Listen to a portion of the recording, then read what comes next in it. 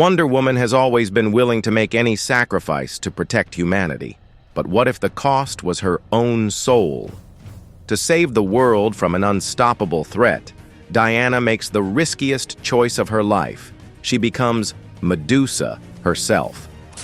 I'm Andrew the Geek Master, and in today's video, we'll dive into the conclusion of the first arc of the Abolsute Wonder Woman comic book series.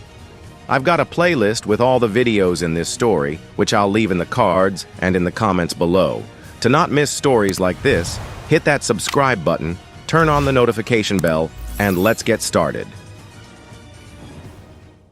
The chapter begins right after Wonder Woman defeated Tetracide, and this moment was broadcast live on TV. After cutting the massive creature in half, Diana makes the Athena blade return to its normal size and calls it back to her hands. The issue is that she knows her strike wasn't enough to kill the monster, just to delay it. But Diana isn't alone. At that moment, American military ships appear and launch missiles at the creature. The first missile hits, and feeling the pain of the impact, the creature bounces 3 more missiles, sending them toward the city. This would result in a major disaster. Diana flies toward them, pleading for Hecate's help, and uses her magic to redirect the missiles into the sea. The problem is, only 2 missiles are deflected. The third one is heading straight for the city, and there's no way the Amazon can reach it in time. Diana braces for the worst, until suddenly, Pegasus appears and uses his fiery breath to destroy the missile before it hits the city. With the city saved, Wonder Woman thanks Hecate and Pegasus and flies off, determined to end this. She heads toward the American ships and calmly speaks with the pilots, asking them not to fire any more missiles, impressing them with her skill and beauty. Afterward, Diana positions herself above Tetracide, who seems to be regenerating after being sliced in half. Diana prepares to face Tetracide again, realizing time is running out, and when you're out of time, you start considering desperate ideas. Wonder Woman pulls out a special lasso from her pocket, and to learn more about it, let's rewind to the past. When Diana was in hell on the Wild Island and about to return to Earth, Circe handed her a green lasso that was meant to be used only as a last resort. As we saw in the previous issue, Circe started having visions of the future and knew Diana would need this lasso.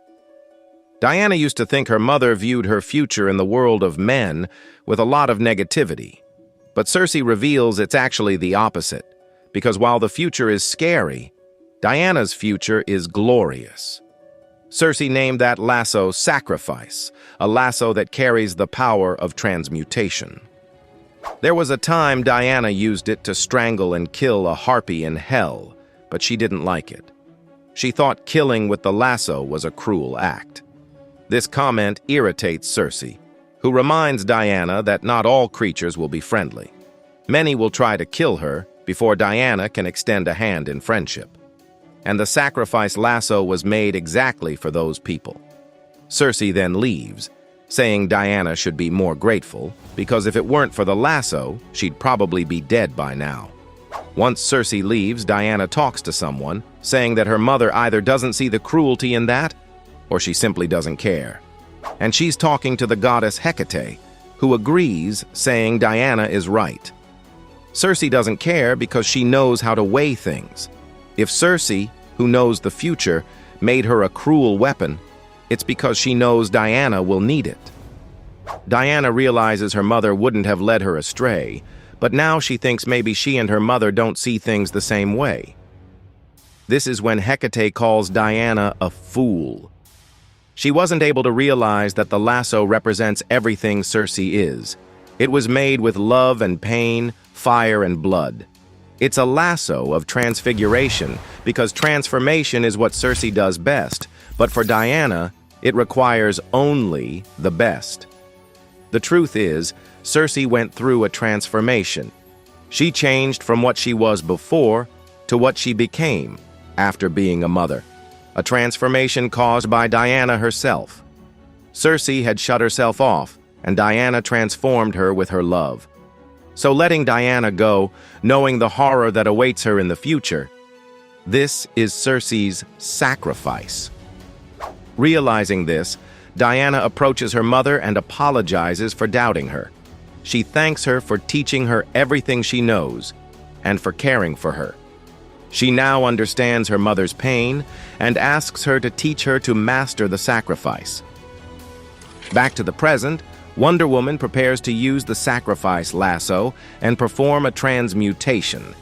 The issue is that, besides requiring a lot of concentration, returning to her normal form is uncertain. She's practically going to sacrifice herself to defeat Tetracide, which is why this weapon was a last resort. Diana spends some time thinking about what she should transform into, since Tetracide has no natural enemies. But upon seeing Pegasus, she knows exactly what she needs to do. According to Greek mythology, Pegasus was born from the blood and death of Medusa. Medusa is a tragic figure, a curse-bearer and cursed. Anyone who looked directly at her would be turned to stone. And surprisingly, it's this figure Diana chooses to transform into. Yes, we see Wonder Woman go through a painful transformation and become the Gorgon herself. She transforms into Medusa.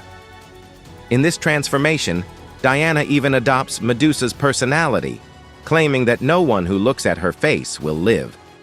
The whole scene continues to be broadcast on TV, with people shocked at what Diana has become. Barbara Minerva, a historian and expert on Amazons, explains to others that Medusa was a priestess of the goddess Athena who was raped by Poseidon in one of the goddess's temples. Because of this sin, the goddess Athena cursed her, turning her into a grotesque creature with snake hair. But Medusa's real curse wasn't the transformation. The curse was that anyone who looked into Medusa's eyes would be turned to stone. And that's exactly what happens at this very moment. Tetracide has many eyes, and by focusing his gaze on Medusa, he turns into a massive stone creature. Finally, Tetracide is dead. The problem is, as Diana said earlier, returning to normal wouldn't be that easy. And Barbara realizes this because even with Tetracide dead, Diana remains transformed into Medusa. Steve Trevor believes that when you transform into something else, you need someone to remind you of who you really are, and that's what friends do. So Steve goes blindfolded. Etta tries to persuade him not to, but Steve reminds her that Diana cut off her own arm to pull him from hell, so there's no scenario where she'd leave him out there alone. He approaches the Medusa and calls her Diana. He begins to tell her that she is a great warrior, a hero capable of sacrificing herself to save others, as she did with Steve himself, and as she just did for the world. She needs to remember she is Diana, the witch from the wild island of Hell, Circe's daughter, the last Amazon, Gateway City's hero, the absolute Wonder Woman. Steve's words reach Wonder Woman, and Diana simply returns to her normal self. With that, the city is saved. The world is saved. And the two embrace, satisfied with how it ended. I mean, Diana flies at super speed and delivers a powerful punch to the Tetracide, now turned into stone, shattering it into thousands of pieces. Then she thanks the goddesses Hera, Hecate, Artemis, Hestia, Aphrodite, Demeter, and especially Athena, because it was her cruelty toward Medusa that saved them all and taught Diana a lesson. This event taught her that even gods have vulnerabilities. Even they feel hatred and fear, which bring out the worst versions of themselves. So sometimes their own stories need to be redefined. Diana knows she needs to be better than that and thanks her friends for helping her find herself. Then Steve asks if she's going to stay with them now, and Diana answers yes, because there's a lot of work to be done. But just as she says this, a giant hand emerges from the ground and grabs Wonder Woman, pulling her, perhaps, back to hell, or perhaps to an even worse place. And that's how the story ends.